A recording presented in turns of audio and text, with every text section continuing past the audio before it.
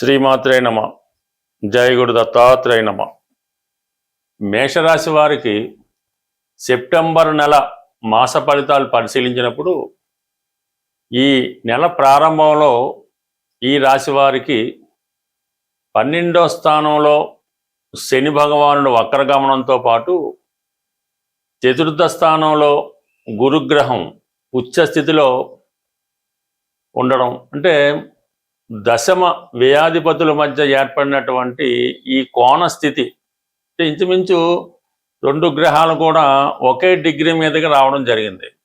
ఇప్పుడు ఏర్పడినటువంటి ఈ కోణ దృష్టి ఈ మేషరాశి వారికి ఉద్యోగపరమైనటువంటి మార్పులు రావడానికి ప్రధానంగా కారణమవుతుంటుంది. మీరు ఏదైనా కొత్త ఉద్యోగంలోకి మారాలన్నా, లేదు ప్రస్తుతం ఉన్నటువంటి ఉద్యోగాన్ని విడిచిపెట్టి విదేశంలోనో దూర ప్రాంతంలోనో ఉద్యోగ ప్రయత్నం చేస్తున్నా, లేదు చేస్తున్న వృత్తి విడిచిపెట్టి వ్యాపార రంగంలోకి మారాలన్నా ఇది చాలా అనుకూలమైనటువంటి సమయం. అయితే ఉద్యోగపరంగా మారడానికి ఎటువంటి ఇబ్బంది అయితే ఉండదు, కానీ వ్యాపారం చేద్దాం అనుకున్న వాళ్ళు మాత్రం కొద్దిగా ఆలోచించి నిర్ణయం తీసుకోవాల్సి ఉంటుంది. ఎందుకంటే ఈ సమయంలో మీరు పెట్టినటువంటి పెట్టుబడి ఇన్వెస్ట్మెంట్ చాలా కాలం వరకు మీకు చేతికి రాకుండా ఇబ్బంది కలిగే అవకాశం ఉంటుంది. కాబట్టి ఏదైనా వృత్తిపరమైన మార్పులు చాలా వరకు అనుకూలంగా ఉంటుంది. అది ప్రయత్నపూర్వకంగా మీరు చేసే ప్రయత్నాలు 100% ఫలిస్తాయి. అలాగే గతంలో మీరు ఏదైనా ఒక ప్రయత్నం చేసి వదిలివేసి ఉంటే తిరిగి మళ్ళీ ఆ ప్రయత్నం చక్కగా బ్రహ్మాండంగా చేసుకోవచ్చు, ఖచ్చితంగా అనుకూలిస్తుంది. దానికి మిగతా గ్రహాలు కూడా చాలా బాగా సపోర్ట్ చేస్తున్నాయి. ప్రధానంగా శుక్రుడు ధన సప్తమాధిపతిగా ఈ శుక్రుడు సప్తమ స్థానంలో నుంచి సెప్టెంబర్ 2వ తారీఖు నుంచి తులారాశిలో ప్రవేశించడం జరిగింది. ఇది శుక్రుడికి మూల త్రికోణ రాశి అవడం వల్ల ఎస్పెషల్లీ ప్రత్యేకంగా మన మేషరాశి వారికి మాలవ్య మహాపురుష యోగం అనే పంచమహాపురుష యోగం ఏర్పడింది. దీనివల్ల ఏంటంటే శుక్రుని యొక్క సౌకర్యాలు, అంటే శుక్రుడు దేదేని కారణమవుతుంటాడు, ఇవన్నీ కూడా జాతకుడికి అనుకూలంగా రావడం జరుగుతుంది. అంటే భార్య సౌఖ్యం, పిల్లల యొక్క అభివృద్ధి, ఆర్థిక వనరుల పెరుగుదల, ఫైనాన్స్ పరంగా ఇబ్బంది లేకపోవడం, కుటుంబ సభ్యుల సహకారం, ప్రధానంగా విదేశ ప్రయత్నాలు, ఉద్యోగపరమైన అభివృద్ధి. ఎందుకంటే సప్తమం ఎప్పుడు దశమాతి దశమవుతుంది కాబట్టి కంపల్సరీగా ఈ రాశి వారికి వృత్తిపరమైనటువంటి అభివృద్ధి అన్నది ఈ సమయంలో రావడం జరుగుతుంది. ప్రధానంగా ఇది స్త్రీలకి చాలా గొప్ప అవకాశం అన్నమాట. మీరు విదేశంలో ఉన్నటువంటి మీ భర్త గారిని కలుసుకోవాలన్నా, వ్యక్తిగతంగా మీరు విదేశం వెళ్ళాలన్నా ఈ సమయంలో సహకరిస్తుంది. ప్రధానంగా వివాహ సంబంధించిన విషయాల్లో కొంతకాలంగా తర్జన భర్జనలతో ఊగిసలాడుతూ ఉన్నటువంటి వివాహ ప్రయత్నాలు ఈ నెలలో ఖచ్చితంగా కుదిరే అవకాశం ఉంది. అంటే ఇంచుమించుగా మనకి ఈ శుక్రగ్రహం ఈ తులారాశిలో ఈ సెప్టెంబర్ నెలంతా ఉండడం, మళ్ళీ అక్టోబర్ నెలలో వక్రించడం, ఇంచుమించుగా ఎక్కువ రోజులు ఈ రాశిలో ఉండడం వల్ల ఈ రాశిలో ఉన్నటువంటి వారికి ప్రధానంగా మగవారికి అయితే స్త్రీల సౌఖ్యం కలుగుతూ ఉంటుంది, వివాహ ప్రయత్నాలు ఫలిస్తాయి, కొత్త పరిచయాలు ఏర్పడతాయి. ఇది స్త్రీలకైతే ఉద్యోగ ప్రయత్నాలు, వివాహ ప్రయత్నాలు ఫలించడం, విదేశ ప్రయత్నాలు ఫలించడం జరుగుతుంది. బట్ ఏదైనా ఒక రాశి మీద శుక్రగ్రహ దృష్టి ఉన్నప్పుడు ఆ జాతకుడికి సౌకర్యాలన్నీ పెరుగుతూ ఉంటాయి, సమయానికి అన్ని సౌఖ్యాలు కలుగుతూ ఉంటాయి, ధనానికి అయితే లోటు ఉండదు. ఈ విధంగా కుజబలంతో ఈ రాశి వారు శని గురు బలంతో కంప్లీట్గా మీ యొక్క స్థాయి హోదా పెరగడానికి ఈ గ్రహస్థితి మీకు చాలా అనుకూలించడం జరుగుతుంది. ఇంకొక ప్రధాన విషయం ఏంటంటే మనకి ఈ సెప్టెంబర్ 18వ తారీఖు వరకు కూడా కుజుడు తృతీయ స్థానంలో ఉంటాడు. రాష్ట్రాధిపతి కుజుడు 3వ స్థానంలో ఉన్నప్పుడు మీరు చేసే ప్రయత్నాలు చాలా ధైర్యంగా ముందుకు వెళ్ళడం జరుగుతుంటుంది. ఏ ప్రయత్నం చేసినా అది ఆగకుండా ముందుకు వెళ్ళే ప్రయత్నంలో చాలా సక్సెస్ఫుల్ అవుతూ ఉంటారు. అయితే ఈ 18వ తారీఖున ఈ కుజుడు చతుర్థ స్థానంలోకి మారడం జరుగుతుంది.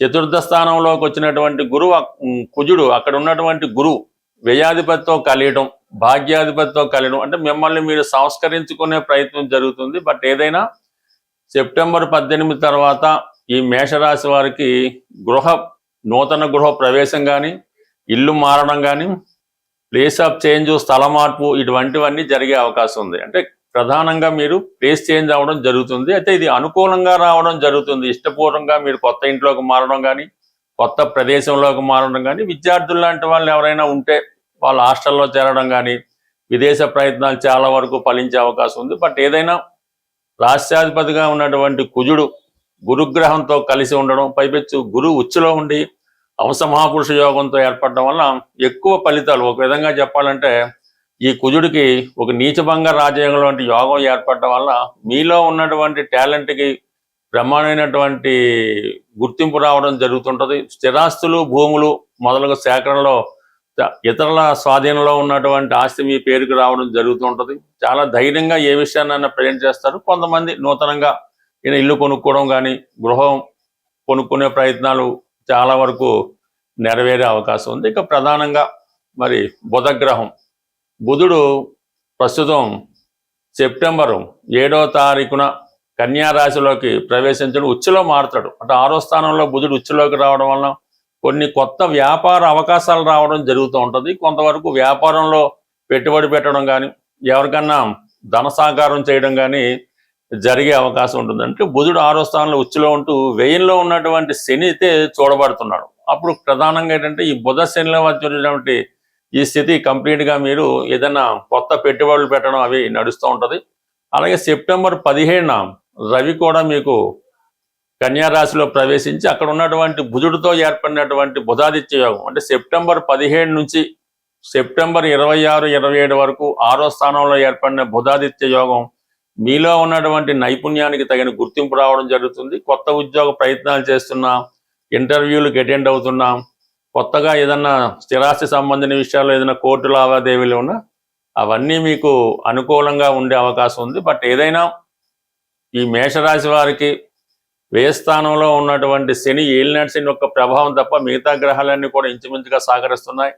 లాభస్థానంలో ఉన్నటువంటి రాహు విదేశ అవకాశాలు కానీ విదేశ మిత్రుల సహకారం కానీ లభించే అవకాశం ఉంది. కారణంగా ఈ రాశివారు ఏలినాటి శని నిమిత్తం పెట్టుబడి పెట్టేటప్పుడు జాగ్రత్తగా చూసుకోవడం మంచిది. శని భగవానికి తగు పరిహారం చేసుకోవడం వల్ల వీళ్ళ యొక్క మిగతా గ్రహాలన్నీ కూడా జాతకుడికి సహకరించడం వల్ల ఖచ్చితమైనటువంటి అభివృద్ధి ఈ రాశి వారికి ఈ సెప్టెంబర్ నెలలో 100కి 100 రూపాయలు రావడం జరుగుతుంది. ప్రధానంగా మన సెప్టెంబర్ నెలలో సెప్టెంబర్ 12వ తారీఖు వరకు శ్రావణ మాసం, 12 తర్వాత భాద్రపద మాసం. ప్రధానంగా ఇప్పుడున్నటువంటి సమయాన్ని బట్టి శ్రావణ మాసంలో స్త్రీలు కానీ పురుషులు కానీ శ్రావణ మాసంలో వచ్చే ప్రతి మంగళవారం లేదా ప్రతి శుక్రవారం మీ సాంప్రదాయాన్ని బట్టి ఏదైనా ఒక అమ్మవారి ఆలయాన్ని దర్శించి అమ్మవారికి కుంకుమార్చన కానీ అలాగే పసుపు కుంకాలు ఇవ్వటం కానీ ఈ విధంగా, అంటే ఇంట్లో వీలైన వారు ఇంట్లో చేసుకోవచ్చు, లేని వాళ్ళు ఆలయంలో చేసుకోవచ్చు. కంప్లీట్గా ఈ మంగళవారం శ్రావణ మాసంలో వచ్చే మంగళవారాలు చేసుకోవడం వల్ల రుణ బాధలు పరిష్కారం అవుతాయి. వివాహం కాని వారికి వివాహం జరుగుతూ ఉంటుంది. అలాగే శుక్రవారం చేసుకోవడం వల్ల శ్రావణ మాసంలో అది సౌభాగ్య యోగాన్ని, ధనాన్ని, సంపదని ఇవ్వడం జరుగుతుంది. ఇంకా ప్రధానంగా మనకి భాద్రపద మాసంలో భాద్రపద మాస ప్రారంభంలో వచ్చే వినాయక చవితి, ఇది 100% ప్రతి వారు చేసుకోవాల్సింది. అంటే మీరు చేస్తున్నటువంటి పనులు మధ్యలో ఆగిపోతున్నా, అసలు జీవితంలో ప్రోగ్రెస్సే లేదు అనుకున్న వాళ్ళు మీ స్థాయిని బట్టి ఈ వినాయక చవితి చేసుకోవడం వల్ల, లేదంటే సమూహంగా వినాయక చవితి చేసే చోట కూడా మీరు వినాయకుని శ్రద్ధలతో చేసుకోవడం వల్ల, వినాయకుని యొక్క నిమజ్జనంలో పాల్గొనడం వల్ల ఈ ఆటంకాలు, సంకటాలు తొలగి పూర్తిగా ముందుకు వెళ్ళడం జరుగుతూ ఉంటుంది.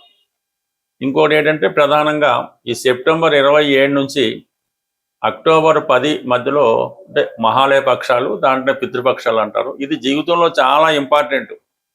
మీ యొక్క పెద్దలకి, మీ పితృదేవతలకి వాళ్ళు రుణం తీర్చుకునే విధంగా ప్రతి ఒక్కరూ కంపల్సరిగా ఆ తిథి రోజు కానీ అమావాస్య రోజు కానీ పోనీ ఏదో ఒక రోజు మీ యొక్క పెద్దలను తలుచుకొని వాళ్ళకి విధి విధానంగా పూజించి, మరి కొంతమందికైనా వారికి సరిపోయే విధంగా ఆహార పదార్థాలు, అంటే బతికి ఇవ్వడం అంటారు, ఆహార పదార్థాలు ఇవ్వటం వల్ల మీ పైవాళ్ళు అంటే మీకు ఈ జన్మనిచ్చినటువంటి ఈ జన్మకు కారణమైనటువంటి ఆ పెద్దల యొక్క రుణం తీర్చుకుంటేనే, అంటే చాలా కుటుంబాల్లో పెద్ద సక్సెస్ ఉండదు, ఎంత వయసు వచ్చినా వివాహాలు జరగవు, అలాగే ఆర్థిక పరంగా చాలా ఇబ్బందుల్లో ఉంటారు, నిరుద్యోగ సమస్య, ఇవన్నీ కూడా కొంతవరకు దానివల్ల కారణం అవుతుంటాయి. మీ జన్మజాతకంలో పితృదోషం ఉన్నా లేకపోయినా ప్రతి ఒక్కరూ కూడా ఈ పితృపక్షాలు, ముఖ్యంగా వచ్చే అమావాస్య రోజు కానీ మిగతా రోజులు కానీ మీ పెద్దలను తలుచుకొని ఈ విధంగా